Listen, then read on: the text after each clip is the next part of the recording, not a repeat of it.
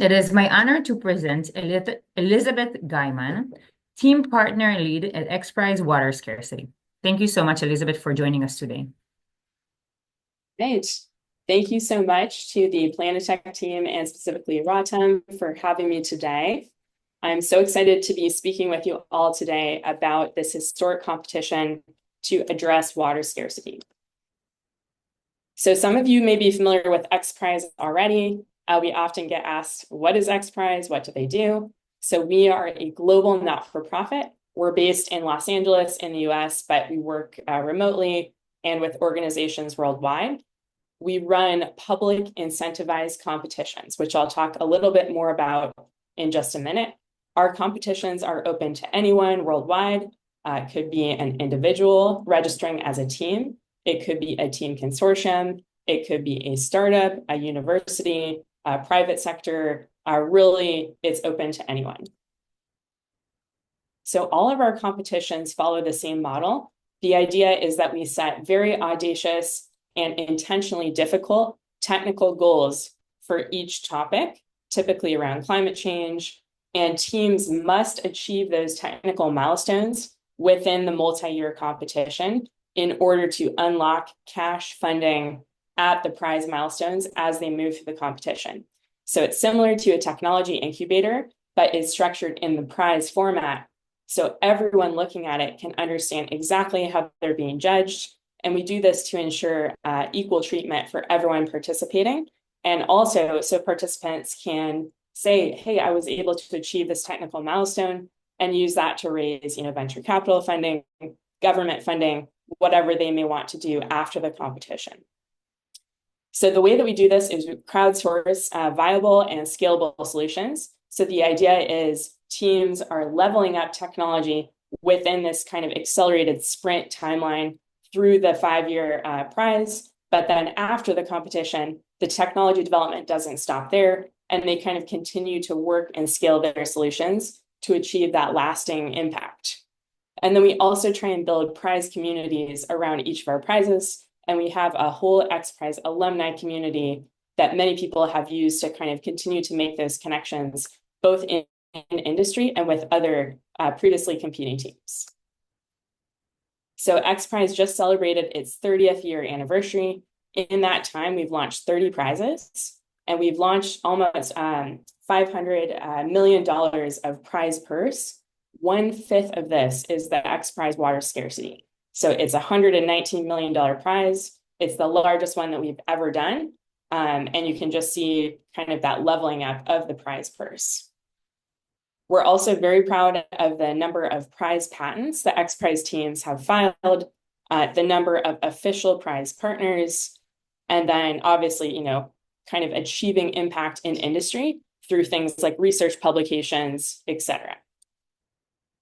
So we do have these 7 different grand challenge areas. XPRIZE, the first one, was actually a space prize, and it kind of catalyzed the private space movement that turned into Virgin Galactic with the winning team, which of course you've all heard about. So that was our first success story. We've now moved into mostly prizes and competitions around climate.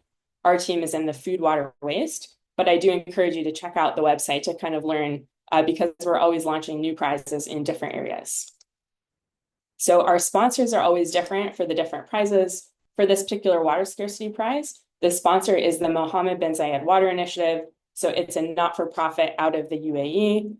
We operate the prize independently of them. So they've basically hired us to run the prize, and we're firewalled from them intentionally to ensure, that our team submissions are protected and only our independent judging panel is able to view the team submissions. But we do like to say a quick moment of thank you because, of course, without their donation, the prize would not be possible. And they're also doing some very cool things in water. So I encourage you to check out that not-for-profit as well. So we are very fortunate to have an incredible advisory board representing a lot of different sectors in the water space. I'm sure to those of you in this space, some of these names are familiar. So we leveraged our advisory board during the multi-year design of the prize. So for example, we wanted to set technical milestones that were difficult yet achievable. So they advise us on, how close do we expect teams to get to the theoretical limit across lots of different variables. And then they've also helped us identify key areas of outreach to find potential teams that may be interested in competing. We're also very fortunate. We just announced publicly for the first time last month our judging panel. So they are independent judging panels, and we have not only geographical representation, but also industry representation. And it's a great, incredible group of people. I'm sure many of these names look familiar. The list is also on our website if you'd like to kind of do some more research after this webinar. So I know that this group is very familiar with water, but just a quick recap. The United Nations recognized the human right to water in 2010. In 2015, the UN set SDG number 6 to ensure clean water and sanitation for all by the year 2030. And then SDG number 6 is one of the only SDGs that really ties through all of the other SDGs. So really making progress on water can help us not only provide clean water and access to all, but also achieve the other related SDGs. So global water scarcity, currently 1 in 4 people lack access to clean water. 80% of people globally are already suffering daily threats to water security. Less than 0.5% of the world's overall water is available for use. And 40% of global water needs will not be met by that year 2030. Water stress does not discriminate, so it affects people globally in all different countries. And then obviously the Middle East is a key area of focus for water scarcity as well. So enter seawater desalination.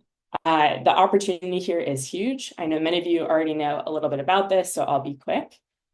So unlocking 96% of the world's water in order to have that accessible for use through seawater desalination. Currently, only 1% of water use is desalinated water. Over 70% of that is produced in high-income countries. So a real opportunity here to make seawater desalination more widespread and more affordable for low and middle-income countries. So there has been seawater desalination technology, obviously, for a long time, but it has been unaffordable. Advancements have been very incremental. So there hasn't been a huge breakthrough for many years. Often operations are huge. Like I'm sure many of you have seen the footprints of the traditional seawater desalination facilities. So a really quite a big land footprint. And then that unsustainable life cycle from an energy perspective and from a brine management perspective. So this is really, that's kind of the backstory of how we got to this moment of wanting to launch the $119 million water scarcity competition to really incentivize driving those breakthroughs in affordability and reliability for seawater desalination. So we're really hoping that teams can think outside of the box for this historic competition, drive that innovative breakthrough, provide that widespread access of clean water, and then also consider environmental protection. So I think this ties in really well with what Planet Tech is doing and looking to accomplish. We also really want to see some environmental breakthroughs in this competition, but not compromising on that operational excellence. So let's look at what this actually looks like from a technical standpoint. So we have 2 tracks that teams can choose whether or not they want to do one track or both tracks. So it's really up to you depending on what your technology is. And again, a team can be either an individual or a team consortium. So XPRIZE doesn't put any restrictions on who can be a team. We want teams to kind of be able to bring in partners that work for them. So track A is a full desalination system level innovation. We want to be surprised. Our judges want to be surprised. The idea here is looking ahead 5 years from now, what does the future of seawater desalination look like? And it can be absolutely anything. So sky is the limit there. Track B is focused on development of novel membrane material. So, if you're developing a novel membrane for track B, maybe you also want to use that in competing for track A as well.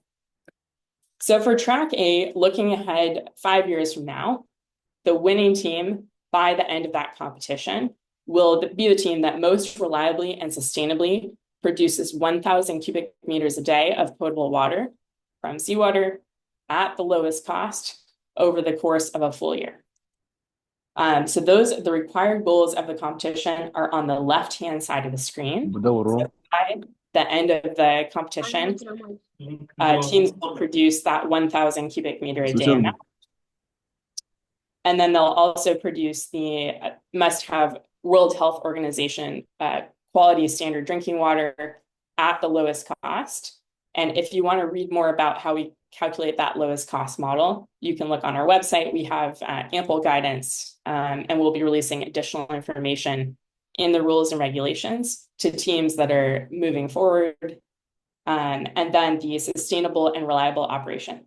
But basically, we want to see for the cost model, teams to produce a scenario analysis that covers the capital costs for 1 year of operating, and then about 3 to 5 years of that projected cost. On the right-hand side, we also have extra awards if you're able to achieve even more environmentally friendly technology.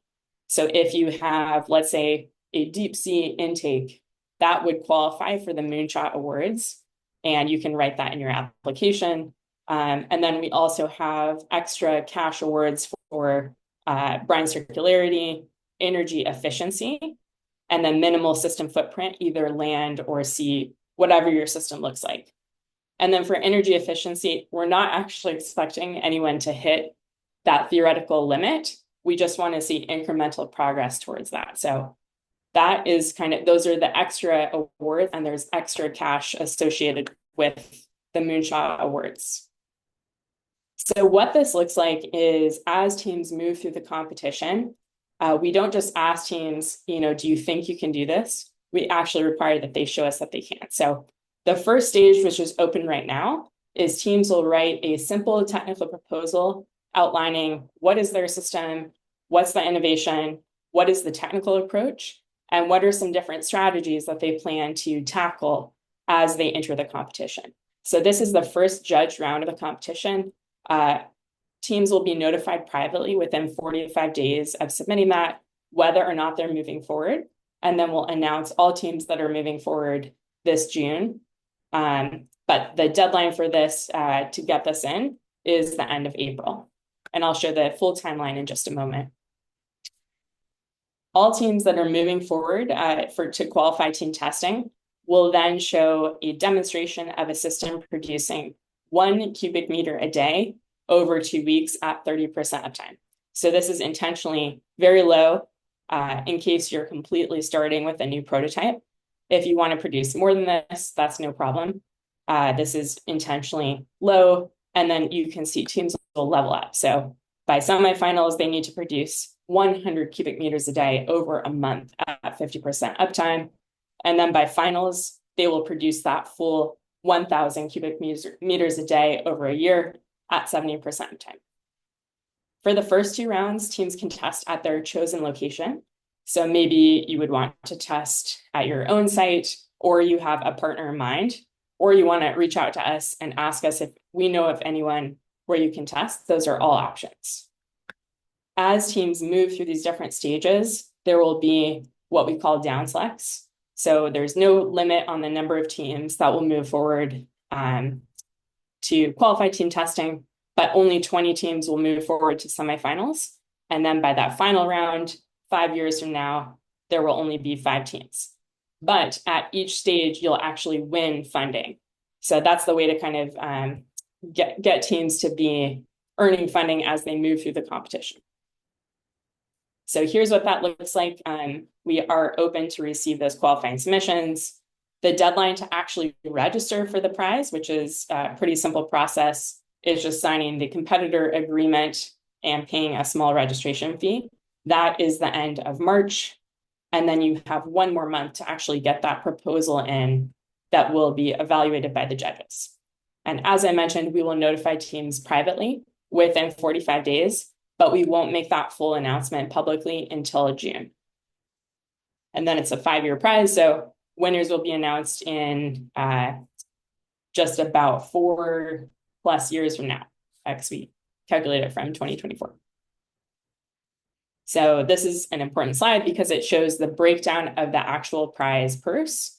So as I mentioned, there's no limit on the number of teams for qualified teams. They will each receive an equal portion of $3 million. So maybe this is 50 teams that the judges say, yes, 50 teams are moving forward. Maybe it's 30 teams. It's a little too early to say. Then for semifinals, everyone will receive $250,000 per team. And then you can see the finalist awards are very significant, all in the multi-million-dollar range. And we have those extra awards for the moonshots around, brand management, etc. So track B is structured in a very similar way. The goal for the winning team is to develop a novel membrane that sustainably and cost-effectively treats seawater to that WHO standard using pressure-driven saltwater separation with at least a 10-year operational lifetime. So the idea here is you could replace existing SWR membranes or innovate on them. These are the required goals. They're all going to be flat sheet membrane. Teams must also provide a scalability plan and calculate salt rejection. And then for the safety data sheet, it must be no worse than existing membranes. And again, the structure is very similar. The whole track is a little bit shorter than track A. So we are open currently for qualifying submission, and our judges are open to reviewing that from teams. We'll then move to qualified team testing. That's going to be kind of fun. It's a video submission showcasing teams' operational approach to the judging panel and discussing how they meet the evaluation criteria from a technical standpoint. Teams can test at their chosen location, and there's no limit to the number of teams. Starting at the semifinals, it's going to be at a centralized test site, which we will be announcing to the 30 teams that make it to this round. That's when you'll actually submit the flat sheet membrane samples, 3 samples of that flat sheet membrane with your scalability plan, safety data sheet, and life cycle analysis showing how it's a 10-year life cycle for that membrane. And then by finals, it's going to be 6 samples, and you want to show to the judges what changes you've made. That will be 5 teams that make it to that round. And again, as teams move through, they will unlock that cash funding. So we're open right now. The registration deadline is currently at the end of January. We may move this out just a little bit just to kind of give a heads up. But for now, that is the deadline just to sign the document and get the registration fee in. And then teams have 1 more month to get the actual proposal in. Here's the prize purse breakdown for track B. So beginning at semifinals, each team will win $10,000 each. And then for finals, they will receive $220,000 each. And the top 3 winners receive very significant awards. So our teams. So I mentioned previously a little bit about our teams. Really, the competitions would not exist without our incredible teams. We can work with our advisory board to design the most amazing competition that has ever existed. And yet it will not be successful if we don't have people showing up to compete. So we love our teams. That's my job, to interact with our teams. Thank you in advance if you're considering participating. And here are a few of any questions. So we've been fortunate throughout our 30 years at XPRIZE to have over 35,000 competitors representing 173 countries. We've already seen lots of different types of teams pre-register for the water scarcity competition. These are just a couple of example types of teams. That being said, it's open to anyone. So maybe you have a background in, climate tech and more broadly, and you want to partner with someone in the water industry. I encourage you to check out our prize operations platform because you can actually see the other teams who've pre-registered and request to match with them. We're also going to be holding some networking events if you want to kind of meet other teams and maybe make those connections, or you might have your own network that you want to kind of work with someone who has a complementary skill set to what you have. So teams compete in the prizes for a variety of different reasons. One is access to free technology validation. So our carbon removal XPRIZE, for example, they have, rigorous testing to show, can you remove X amount of carbon in a specific period of time? Teams competing can then turn around to venture capitalists or incubators and say, look, we had to go through this very rigorous testing as part of XPRIZE. Here are our results. So it's a really great way to kind of get that gateway to whatever your goals may be, both during the competition and then throughout. We also have a variety of different partner benefits through our competitions, media exposure, of course, the prize purse and other fundraising opportunities, and then really networking both during the prize and beyond. Quick thank you to some of our partners. So we just had an event at the International Desalination and Reuse Association, and also have some incredible partners based here in the US. So this is what the registration actually looks like. So you can navigate to this link, and this is also going to be posted in the chat for the webinar. Once you get here, you can either click this pink button, join the competition, or you can go ahead and click login or register up top. You'll then be kind of guided through our 6-step registration process. This is a very simple process. You do need to be fully registered before submitting that qualifying technical submission. Teams must own all of their rights to the technology, even if the technology does not yet exist. And you must own the rights to any intellectual property. XPRIZE has nothing to do with your intellectual property. We don't take it, we don't, use it in any way. That is yours. The competitions are open to anyone unless explicitly prohibited by US sanction law. And then we do recommend that you register early, just so you get on our email list and kind of get notified. So as I mentioned, there's a small registration fee for both tracks. For track A, that's $700. And the registration deadline is the end of March. You then have 1 more month to get that submission in. And then for track B, it's $500. Currently, that registration deadline is the end of January. We may move it out, but I do encourage you to get started if you think you want to compete in track B. You don't need to pay twice if you're going to be competing in both tracks. Just reach out to me. You'll just pay the difference if you register for track B and then want to do track A. This is our lovely team. So ways to get involved: you can become a team, you can join an existing team, you can always add more people to your team anytime in a competition. You can collaborate with teams, maybe you're a partner, an advisor, just an interested member of the world. You can become a judge if you want, join our ecosystem, come to a webinar, which you've already done. And then we also will be having lots of in-person networking events, both in the registration period and beyond. These are some events that we know we will be at in person. And then we also have some webinars. Okay. With that being said, I will pause and see what questions there are. Okay, so at this point, we'd love to receive your questions. Just one small request. Let's keep it respectful and respect everyone's time. So if you can just keep your questions short. And I just think that by raising a hand, we can just unmute you one by one. So.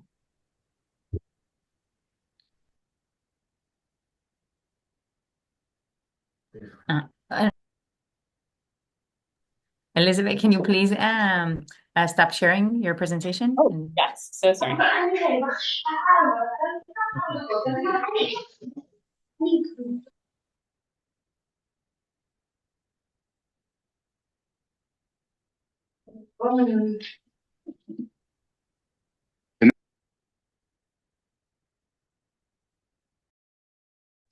Can I ask a question? Just raise your hand if you have a question, and then we'll unmute you one by one. Okay. So. And I think we have a question from Ethan.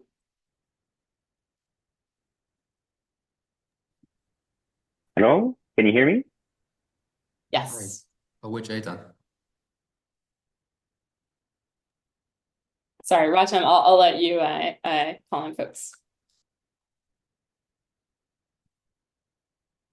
Elizabeth, can you hear me? Thomas, go ahead. Yes, go ahead. Okay. Elizabeth, I'd like to know here if you had mentioned thinking outside the box. So for water scarcity as a solution, do we have to restrict it to water desalination only? So that's a great question. And it's funny how often people ask this, which is, I think I was a little surprised like that. We do get that question quite a bit. So I would say that the goal of this particular competition is seawater desalination. We acknowledge there are a lot of different ways to tackle water scarcity, and seawater desalination is just one of them. That being said, if you have something that you're working on that is not specifically desalination, maybe it would make sense for you to join or form a team consortium. So we don't want to lose incredible ideas and technology potential if it's not related to seawater desalination. But the goal of this competition is to treat seawater desalination. So I know that was a little bit of a mixed answer, but basically, the team does need to achieve specific guidance or specific technical milestones for seawater desalination, but you're welcome to kind of combine your skills with a team that is focusing on seawater desalination if that's not what you work on specifically. Because we're looking at the economic value of water. Great. So when you're looking at, desalinated water, you're, in the 75 cents per cubic meter range. And our solution is below 30 cents per cubic meter. So essentially, at the end of the day, if water is subsidized, people are looking to get more bang for the buck. Yeah. Is it brackish or freshwater? It's we can use it for both brackish and freshwater, but we essentially use laws of physics to alter enthalpy of water. Yeah. Well, I would say, it's completely up to you. So one option is, you can create a profile and kind of read more in the competition guidelines, which is a 20-page document, and decide for yourself.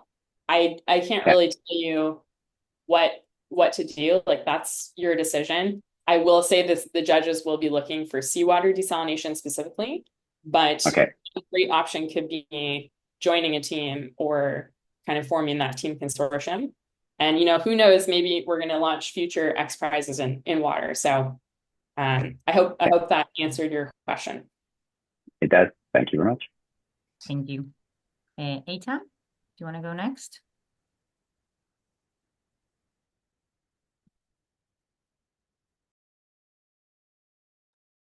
Okay. Hi. Thank you very much for the presentation. I have a question regarding track A. The competition is essentially how cheap can you get 1,000 meters cubed a day, right? We have a technology in mineral recovery from desalination feedstocks. Yep. I'm wondering whether or not the revenue stream produced from mineral sales offsets the cost, whether that counts. That is a great question. So you can definitely include that in your overall projected cost. I would say, and I'll say, everything that you would need to kind of submit a qualified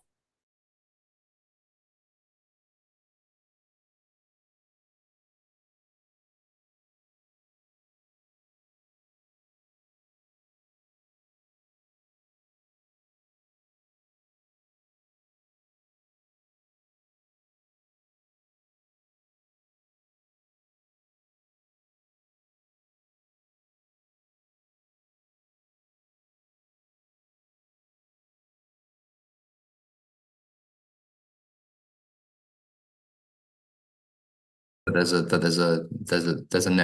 net gain from producing large amounts of desalinated water because that's just a byproduct.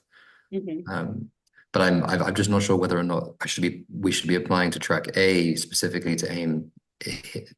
I'll review the information. Thank you. Yeah, And please feel free to email me. I'll put my email in the chat. Happy to bring on my technical colleague who has specialized in calculating cost of water. And he might be able to provide a more nuanced answer. But I would say from what you've shared, it sounds like could be a good fit, and just showcasing your whole cost of water model, not only to the technology, but your whole end-to-end business. So the judges can kind of clearly see that business for what you're applying for the competition. Okay, thank you very much. Thank you, Eitan. Amir, do you want to go next?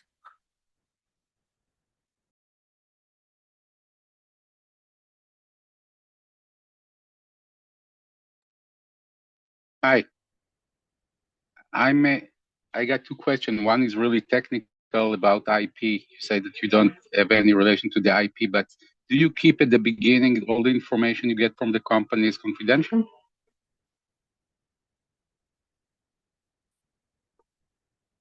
So we do, and sorry, I was just typing my email in the chat here.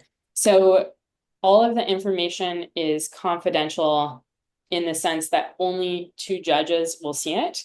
All of our judges must recuse themselves proactively before they review a team's qualifying submission if they know that team or if they have a conflict of interest from a business standpoint.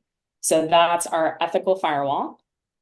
So we restrict the number of judges that are reviewing each qualifying submission, and then all that information is only seen by those 2 people. It's not even shared with other people at XPRIZE.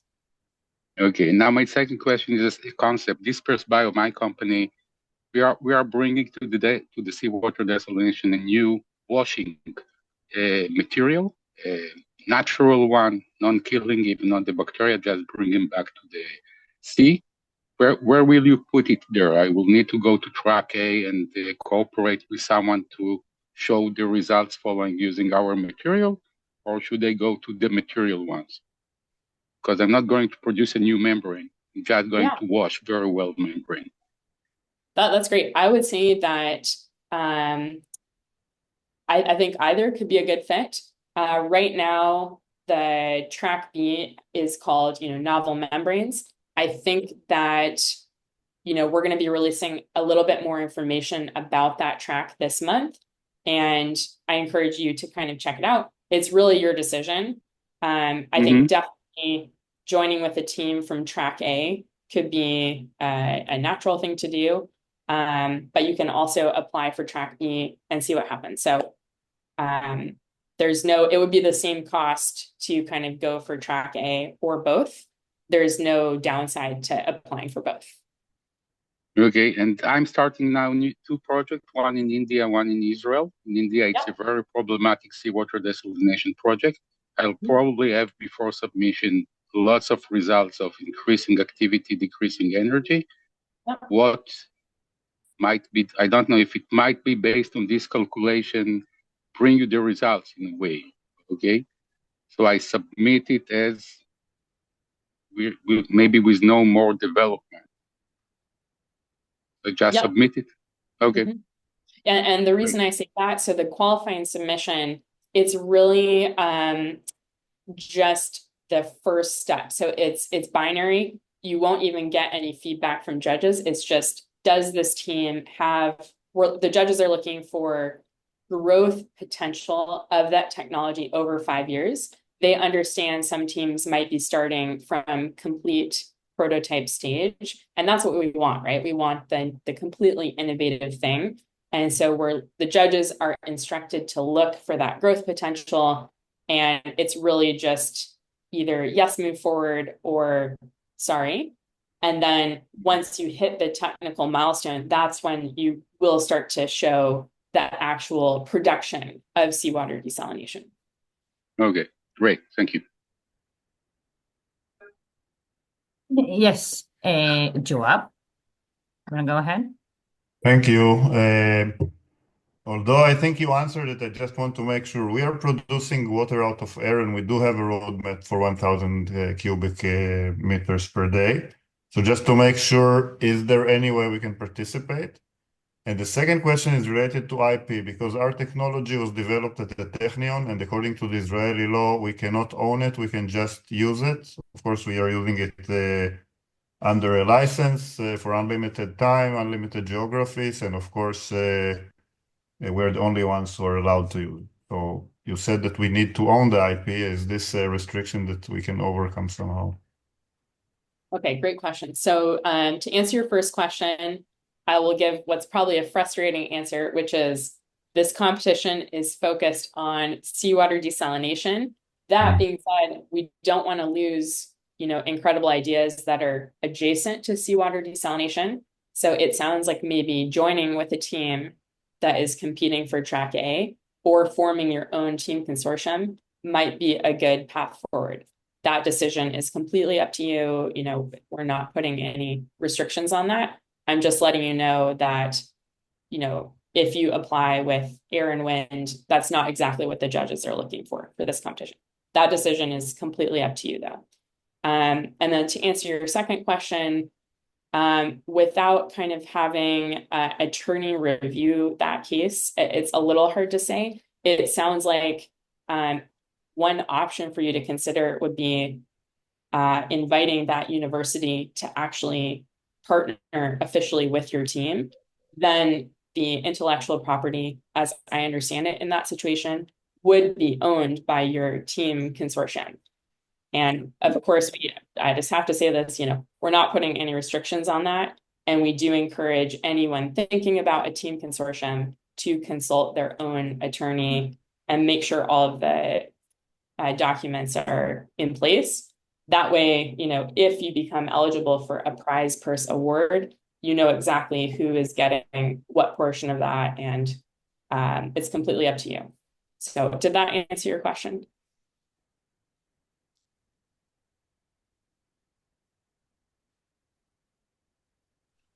Sorry, Matan, you wanted to ask a question? Go ahead. Thank you. Hi, Elizabeth. I have a question about track B. I kind of lost you there. I need to have what initial TRLs I need to be before I get to the competition. It was a bit unclear at what level I'm supposed to be before applying.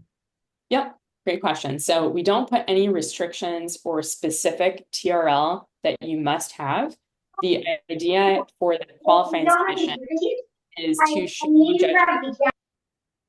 the growth potential over the 5-year competition. So for track B, let me just pull that up again. So it's going to be for the qualifying submission, just that 2-3 page document at a very high level of what is the innovation, scalability, and feasibility plan and the team strategy over the multi-year competition. So it can be wherever you are right now, whatever TRL, just showing how you plan to get to that first flat sheet membrane sample actual technical milestone when you'll actually need to show this now works in, a year and a half. And you help to fund this. If let's say it's a TRL 2, you help me reach the TRL 3 or 4 within the milestones that you presented. Like I don't need to have my own money or another money. If I have a very good idea, TRL 2, you will give me how much money in order to create a functional prototype? Great question. So the XPRIZE model is a little bit unique in the sense that the funding is just the cash awards when teams achieve the milestone. So when you get to the qualified team testing, you earn funding. And then when you show the flat sheet membrane, you can unlock that cash payment. But So there's I need a functional device before I see any money from you. Correct me if I'm wrong. Yeah, that's one way to say it. I would say that what we're looking for, what our judges are looking for, is when teams actually hit a technical milestone, they earn that funding. So some of our teams do seek outside investment when they decide that they're participating in an XPRIZE. Obviously, it depends on each team's situation. And that decision is completely up to you, depending on, where your technology is. And then other teams also, that's a reason that they bring in kind of a team consortium. Maybe there's a funding partner, like we just had a team announce that they were participating in the competition to raise a round. So but it depends on your situation. Okay, and I have another Just question. wait. Okay. We just want to be mindful of time and we're out of time. So if it's just let me see. Is there anyone else that want to ask a question? Last question? It's a short one and not a long one. Okay. So just want to make sure that there is no one else. Okay, go ahead. So the question is it similar to Horizon Europe? Even if I don't get funded or I lose a summer in the Milestone World, the competition, do you give me some certificate that is like a third-party certificate that I'm doing something innovative in the field of water and expert? I've checked it and it does TRL this and this or something in this sort. If it can help me, in this kind of aspects, even if I will fall in some of the middle steps or something like this. Yeah, so we don't have a certificate that we give teams, but we do encourage teams to talk about the fact that they're participating in the competition. So, at each stage, you are then considered a, qualified team. Judges have reviewed your application and they say that has technical merit. You can now tell whoever you want, I'm a qualified team, and we will for sure back that up because our judges have reviewed your technology. Same for being a semifinalist, and then same for being a finalist. And you will be winning that cash purse at each stage with its own, I don't think it's a certificate, but it's a literal check. So I hope that answered your question in terms of the stages and the title that your team would receive. Thank you, Matana. Okay. I just want to move on to the last question. Elizabeth, as you see, we have one last question, just if you have the time, about the ideas competition, and then we'll wrap up. Absolutely. So we'll be announcing additional information on the public ideas competition in about a year from now. It's a $100,000 prize, so a very small amount. The idea is to rethink and be creative about what is the value of water. So we're hoping to see, a lot of students, a lot of young people, kind of how can we change public perception, public narratives around water. And then we have a very small cash amount, but it's more kind of a getting the public and building community and hearing new voices about this critical resource which we all share. Amazing. Elizabeth, thank you so much for this opportunity. Elizabeth was generous enough to share her email in the chat, and we'll of course follow up with an email with all this information. So really, thank you so much for everyone joining and for you to join us. And have a good night or good morning, depends where you are. Thank you so much, everyone. Please feel free to reach out if you have additional questions. And a huge thank you to the Planet Tech team and Ratem for hosting me. Thank you. Thank you. Bye-bye. Thank you. Bye-bye.